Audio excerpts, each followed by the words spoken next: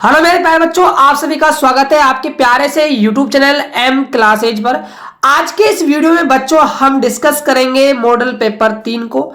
बच्चों आपका जो साइंस का एग्जाम है वो 20 मार्च को होगा। इससे पहले बच्चों मैंने 2 मॉडल पेपर को सोल्व करवा दिया है। यदि बच्चों आप इन मॉडल पेपरों को भी सोल्व कर लेते हो तब भी आप 80 में से बच्चों 70 से 75 नंबर आराम से ला सकते हो। तो आज के इस वीडियो को बच्चों आप शुरू से लेकर अंत तक जरूर देखिएगा। बच्चों मैं सारे के सारे आपके लिए वायरल क्वेश्चन लेकर आ रहा हूं। तो देख सकते हो बच्चों यहां पर आपके रोल नंबर फिलअप होंगे। माध्यमिक परीक्षा मॉडल पेपर आपका 3 है। Secondary examination model paper 3। विज्ञान यानी कि बच्चों साइंस। समय होगा आपका 3 घंटे 15 मिनट का। 80 नंबर का बच्चों आपका एग्जाम होगा। यहाँ पर कुछ आपके लिए सामान्य निर्देश होंगे जो भी आपको पढ़ने होंगे, अनिवार्य है बच्चों, क्योंकि ये पढ़ोगे तभी आपको पता होगा कि आपको पेपर में कैसे काम करना है।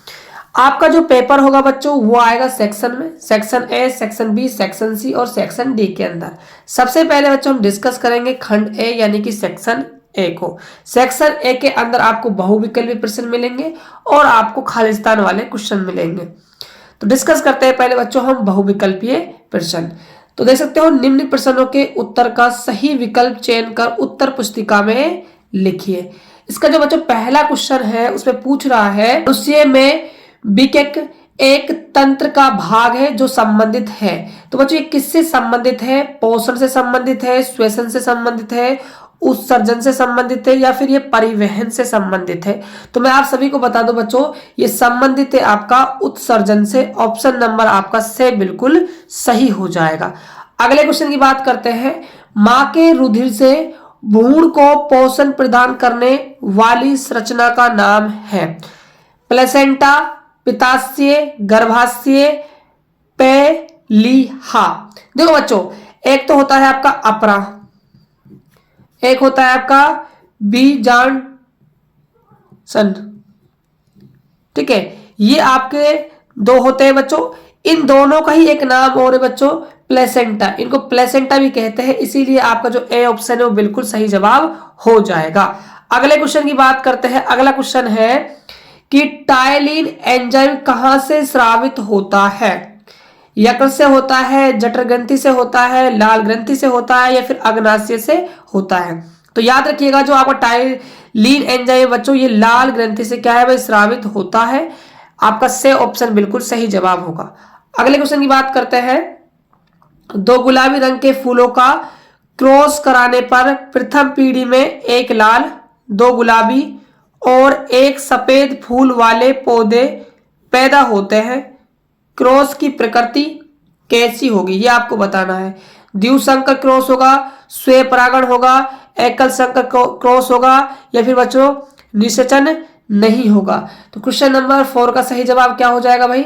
इसका बच्चों हो जाएगा आपका एकल संकर क्या होंगे? क्रॉस होंगे। से ऑप्शन आपका बिल्कुल सही आंसर होगा। अगला क्वेश्चन है समतल दर्पण का आवर्धन होता है।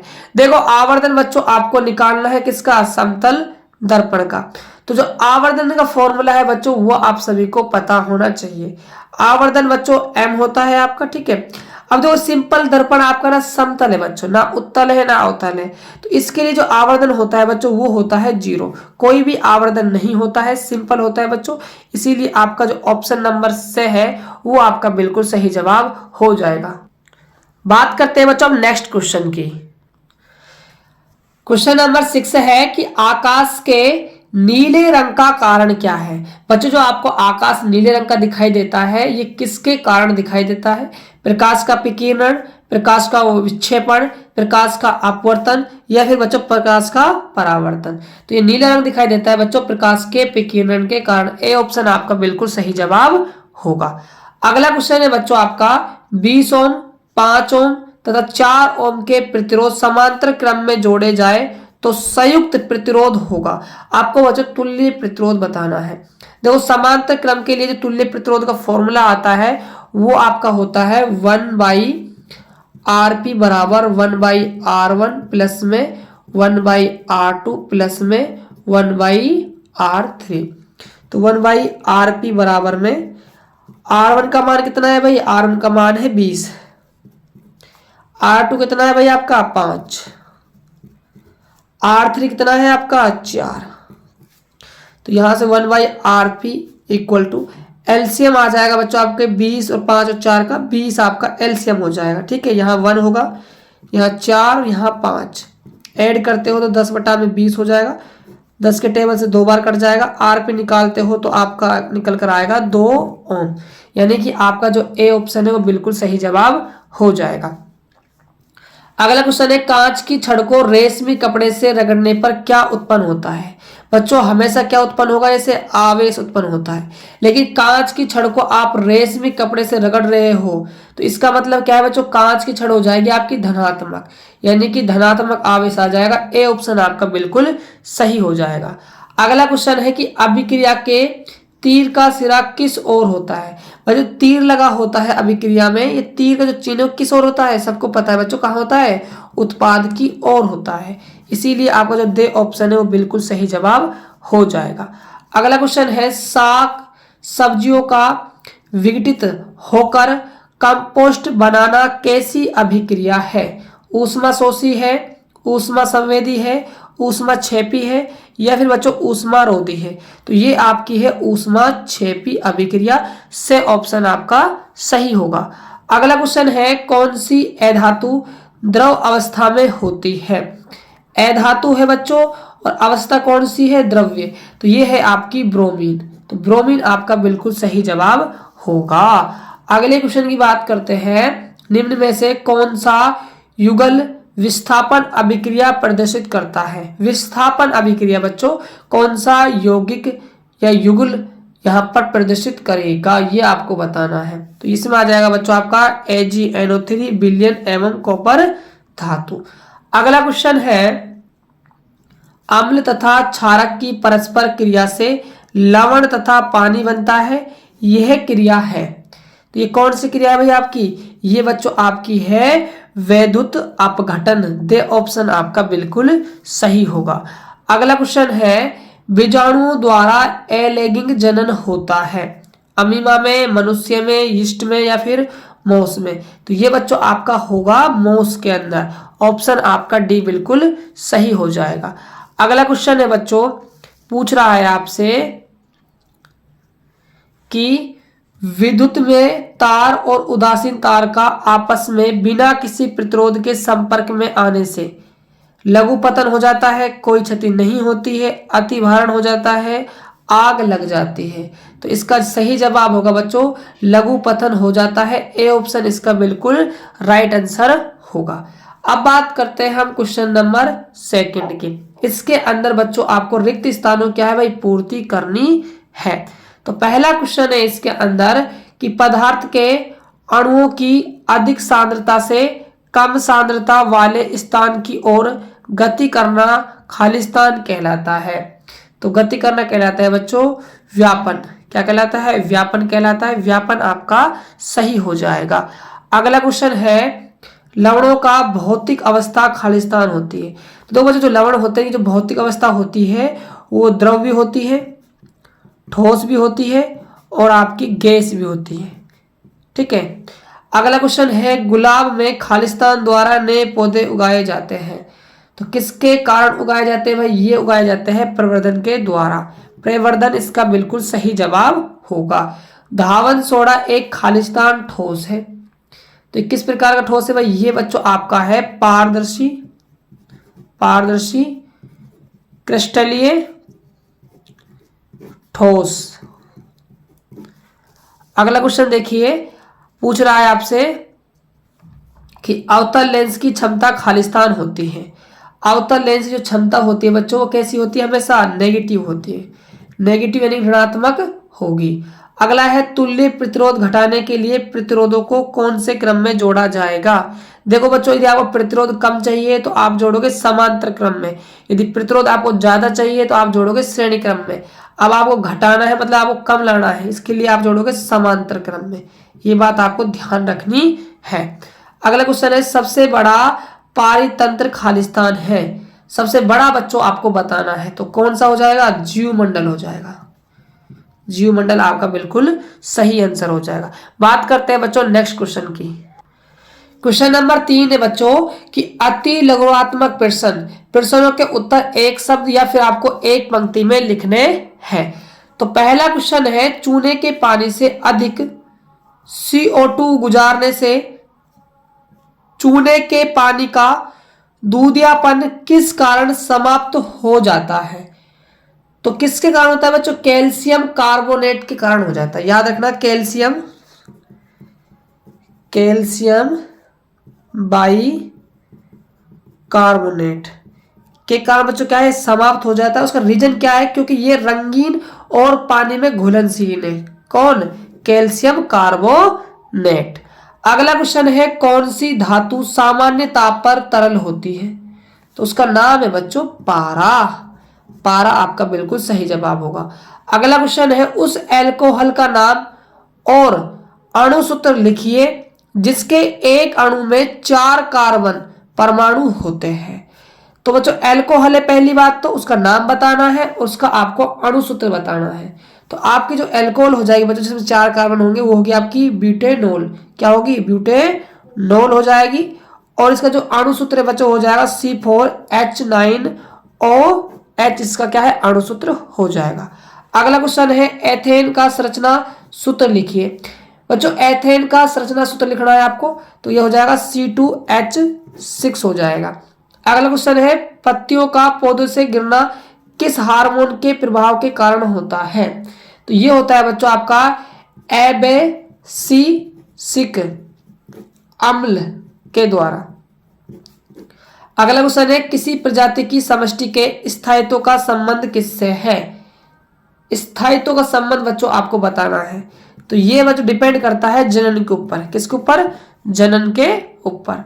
अगला है, किसी दर्पण द्वारा आवर्धन धनात्मक परंतु 1 से कम है। तो दर्पण का आपको नाम बताना है। तो दर्पण हो जाएगा बच्चों आपका उत्तल दर्पण। उत्तल दर्पण इसका बिल्कुल सही जवाब होगा। अगला क्वेश्चन है, प्रकाश का अपवर्तन किसे कहते हैं? तो बच्चों प्रकाश का जो अपवर्तन घटना है आप इसमें लिखकर आओगे कि जब कोई प्रकाश किरण एक माध्यम से दूसरे माध्यम में प्रवेश करती है तो वह अपने मूल पथ से क्या है? विचलित हो जाती है। प्रकाश की यह घटना प्रकाश का अपवर्तन कहलाती है। या फिर बच्चों आप ऐसे लिख सकते हो, जब कोई प्रकाश किरण एक मार्ग से चलकर दूसरे मार्ग में प्रवेश करती है या फिर एक माध्यम से चलकर दूसरे माध्यम में प्रवेश करती है तो या तो वो अभिलंब की ओर झुकेगी या फिर वो अभिलंब से दूर हट जाती है। यह घटना कहलाएगी प्रकाश का अपवर्तन। अगला क्वेश्चन है, चुंबकीय क्षेत्र से क्या तात्पर्य है? देखो बच्चों चुंबकीय क्षेत्र का आपको पता लगाना है, ठीक है? तो आप एक कंपास को ले जाइए। कंपास का मतलब होता है जो दिशा सूचक केंद्र, जैसे दिशा क्या है? ज्ञान होता है। तो यदि वहां पर जो कंपास सुई है उसे विक्षेप आता है तो समझ लेना वहां क्या है? चुंबकीय क्षेत्र है। अगला है, एक तालाब के आहार श्रृंखला का आपको उदाहरण देना है। किसकी? तालाब की। तो तालाब के लिए आप बना सकते हो बच्चों इजिली। पहले लिखोगे आप जलीय जंतु। जलीय जंतु को खाएगी छोटी मछली। छोटी मछली को खाएगी बड़ी मछली। और बड़ी मछली को कौन खा जाएगा भाई? बगुला यानी कि पक्षी की ब्रैकेट में आप लिख सकते हो बेगुला। ये बच्चों आप क्या है? श्रृंखला का उदाहरण हो जाएगा। अब हम डिस्कस करने वाले हैं खंड बे के क्वेश्चनों को।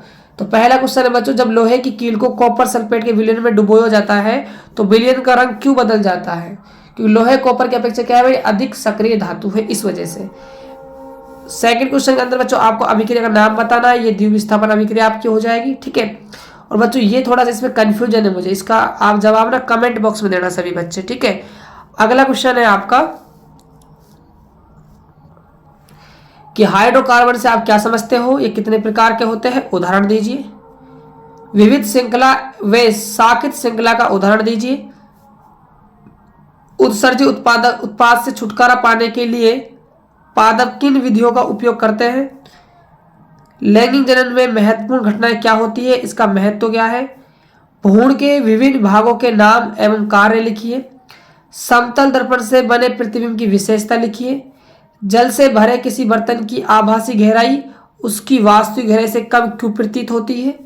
घरों में विद्युत के क्या क्या खतरे होते हैं? फ्लेमिंग का वाम हस्त का आपको नियम लिखना है।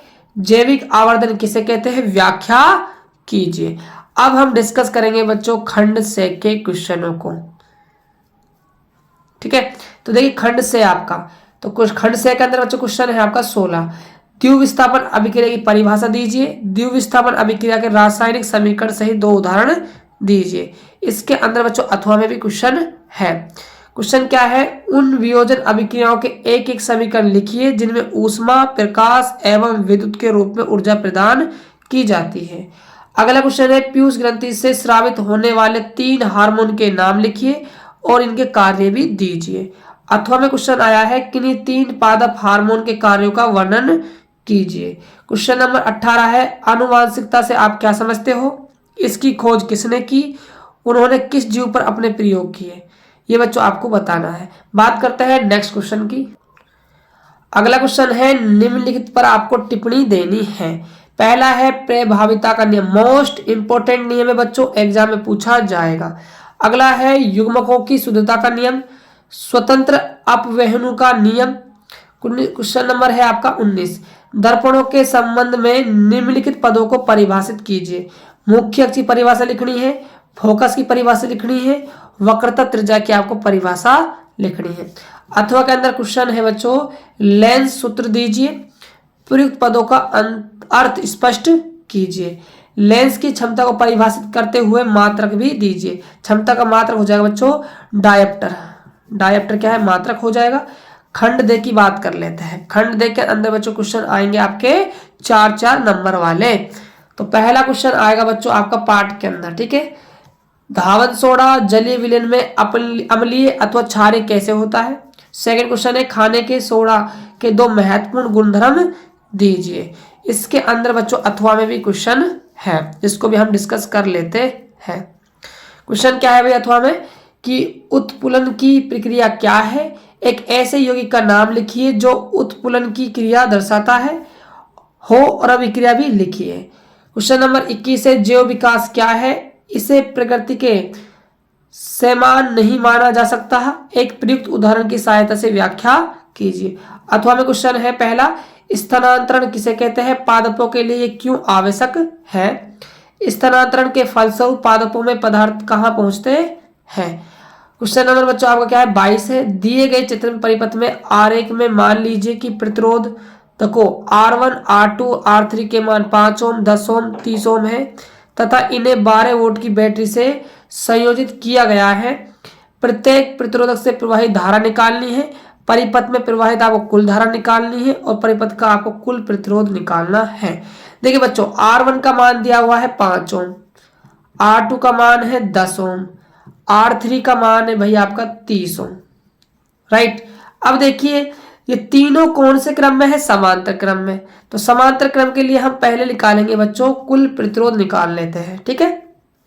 तो फॉर्मूला होता है 1/RP बराबर में 1/R1 प्लस में 1/R2 प्लस में 1/R3। तो 1/RP इक्वल टू 1/R1 का वैल्यू कितना है 5 प्लस R2 का वैल्यू कितना है 10, R3 का वैल्यू कितना है 30।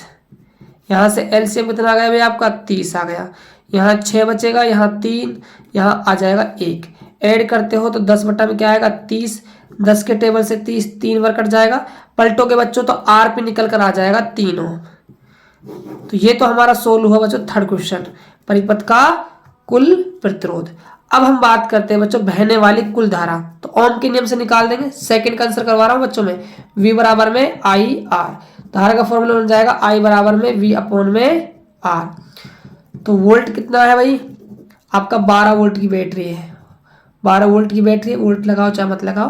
प्रतिरोध कितना है 3, तो बहने वाली धारा है 4 एम्पियर आपकी धारा बहेगी। अब आपसे और क्या पूछ रहा है, पहले क्वेश्चन है प्रत्येक प्रतिरोधक से प्रवाहित धारा आप निकालने। देखो बच्चों ये आपकी धारा जा रही है 4 एम्पियर, राइट। ये प्रतिरोध आपका 5 ओम है और आप सभी बच्चों को पता होना चाहिए कि समांतर क्रम के अंदर जो धारा होती है बच्चों वो होती है अलग अलग। यहाँ बहेगी I1, यहाँ बहेगी I2, यहाँ बहेगी I3, लेकिन जो विभवांतर होता है वो क्या होता है भाई समान होता है। तो यहाँ 12 वोल्ट की बैटरी है बच्चों, तो यहाँ से भी जो V है आपका 12 ही जाएगा, यहाँ से भी आपका 12 ही जाएगा बच्चों, यहाँ से भी आपका 12 ही जाएगा। अब आपको धारा निकालनी है तो फॉर्मूला बन जाएगा बच्चों, धारा I1 निकालेंगे तो V अपॉन प्रतिरोध R1। तो V का मान तो है 12, पहला प्रतिरोध कितना है 5 ओम का, तो 12/5, तो भाग लगाओगे तो ये 2 पॉइंट आपका 4 एम्पियर धारा पहले प्रतिरोध में से बच्चों गुजरेगी। अब सेकंड प्रतिरोध में से धारा निकालोगे तो I2, V कितना है आपका 12 है, सेकंड प्रतिरोध कितना है आपका 10 है, तो कितनी धारा बहेगी भाई 1.2 एम्पियर बहेगी। तीसरे में आप धारा निकालते हो तो V तो है आपका 12 और विभवांतर कितना है 30 है, राइट। आप इसको इजीली 2 के टेबल से काट सकते हो, 6 बार कट गया बच्चों ये तो, और ये आपका 15 बार कट गया। फिर ये दोबारा से 3 के टेबल से कट सकता है, 3 दूनी 6, 3 पंजे 15, यहाँ डिवाइड करते हो तो 0.4 एम्पियर आपकी धारा निकल कर आ जाएगी। ऐसे बच्चों आपको इस क्वेश्चन को सोल्व करना था। अगला क्वेश्चन और है बच्चों इसके अथवा में, उसको भी आप डिस्कस कर लो। वैद्युत प्रतिरोधकता को परिभाषित कीजिए, इसके आधार पर चालक एवं कुचालकों में विभेद कीजिए, ये किन भौतिक राशियों पर निर्भर करती है ये भी बताइए। ये 4 नंबर का बच्चों बड़े क्वेश्चन आएंगे आपके सेक्शन डी के अंदर। ये बच्चों था आपका मॉडल पेपर 3, जो हमने आसान भाषा में और अच्छे से बच्चों सोल्यूशन इसका कर लिया। आई होप कि बच्चों आपको ये वीडियो काफी अच्छा लगा होगा। यदि वीडियो आपको अच्छा लगा हो तो अपने भाई को सपोर्ट कीजिएगा, जितना हो सके इस वीडियो को अपने दोस्तों के पास शेयर कीजिएगा ताकि सभी बच्चे इन वीडियो को देख सके। तो मिलते हैं बच्चों एक और बेहतर वीडियो में, तब तक के लिए जय हिंद, वंदे मातरम।